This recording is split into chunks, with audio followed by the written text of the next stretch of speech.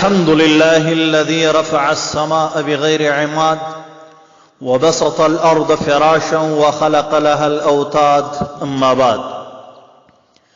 ایک ساتھی نے بتایا کہ مجھے یہ کہہ کر اہل حدیث بننے کی دعوت دی گئی کہ اہل حدیث مذہب میں امتیوں کے اقوال اور رائے کی بجائے دین کا ہر مسئلہ خالص قرآن و حدیث سے بتایا جاتا ہے۔ دیکھیے یہ ایک خوشنما اور دلچسپ نعرہ ہے۔ اکثر عوام کو اسی نعرے نے دھوکے میں ڈال کر غیر مقلد بن گئے کہ جی اہل حدیث مذہب میں امتیوں کے اقوال اور رائے کی بجائے دین کے تمام مسائل صرف اور صرف قرآن و حدیث سے بتائے جاتے ہیں، حالانکہ حقیقت اس کے برخلاف ہے۔ آج ہم نے بھی مناسب سمجھا کہ جس بھائی کو بھی یہ لامذہب غیر مقلدین غیر مقلدیت کی دعوت دے تو وہ ان سے یہ 10 سوالات پوچھے اور مطالبہ کرے کہ صرف اور صرف قرآن و حدیث سے جواب عنایت فرمائے۔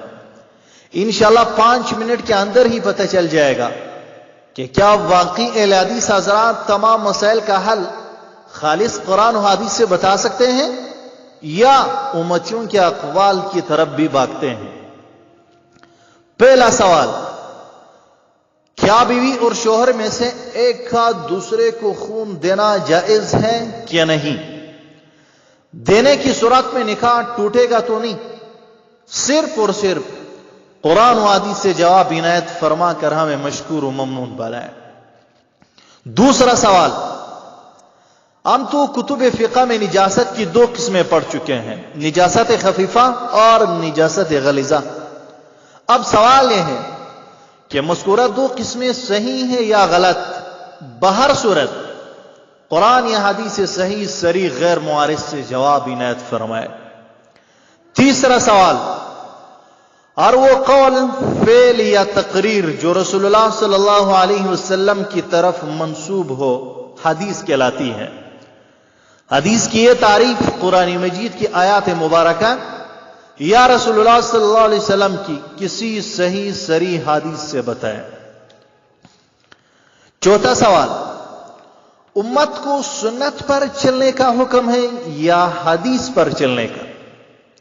اگر آپ کہتے ہو کہ حدیث اور سنت میں کوئی فرق نہیں تو پھر سوال یہ ہے کہ کیا ہر حدیث سنت ہے؟ اگر ہر حدیث سنت ہے تو بچی کو اٹھا کر نماز پڑھنا، جیسے کہ بخاری شریف جلد اول صفحہ 74 پہ حدیث ہے کہ رسول اللہ صلی اللہ علیہ وسلم نے بچی کو اٹھا کر نماز پڑھی۔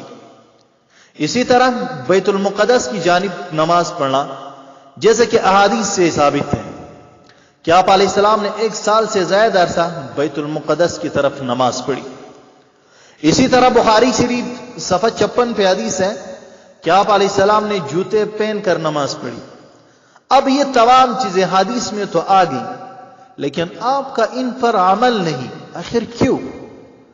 اور یہ بھی بتائیں کیا یہ تمام امور سنت ہیں یا نہیں؟ 5واں سوال، 2 صفوں کے درمیان کتنا فاصلہ چھوڑنا چاہیے؟ بغیر کسی امتی کے قول صرف قرآن و حدیث سے دلیل پیش فرمائے۔ 6واں سوال، نسوار اور سگریٹ کا استعمال کرنا شرعاً حرام ہے کہ نہیں؟ اگر حرام ہے تو اس پر حد یعنی شرعی سزا کیا ہے؟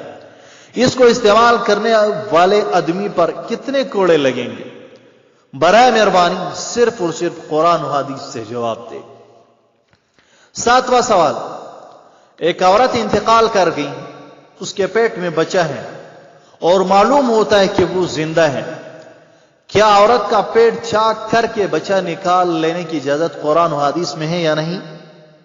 اور یہ بھی بیان فرمائے کہ اگر ڈاکٹر آپریشن کر کے بچہ نکالے تو کیا نکالنے والا ڈاکٹر گناہگار ہوگا یا مستحق ثواب؟ گناہ ہے تو اس کی حد کتنی ہے؟ ثواب ہے تو اس ڈاکٹر کو کتنا ثواب ملے گا؟ 8واں سوال، بینس کو عربی میں جاموس کہتے ہیں اور یہ لفظ نہ قرآن میں ہے اور نہ ہی حدیث پاک میں، لیکن آج کل تمام غیر مقلدین بینس کا دودھ پیتے ہیں، گھی کھاتے ہیں، دہی اور لسی استعمال کرتے ہیں، اس کا گوشت بھی کھاتے ہیں۔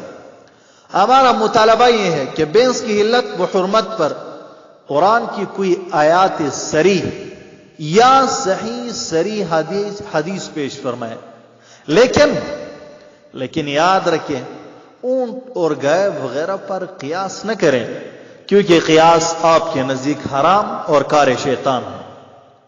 9واں سوال، تم کہتے ہو کہ بلا دلیل بات کا مان لینا تقلید ہے اور تقلید شرک ہے، تو اب ہمارا سوال یہ ہے کہ کیا ہر مسلمان پر ہر جزئی مسئلے کی دلیل کا جاننا فرض واجب ہے، یا بعض جزئی مسائل کی دلیل کا جاننا ان پر فرض ہے؟ امید ہے اس اہم مسئلے کی الجھن قرآن و حدیث سے دور فرمائیں گے۔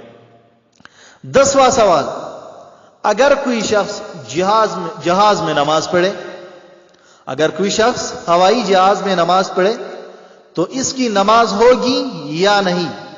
صحیح صریح حدیث پیش فرمائے۔ اللہ تعالی ہمیں اتباع کامل نصیب فرمائے۔ وآخر دعوانا ان الحمد للہ رب العالمین۔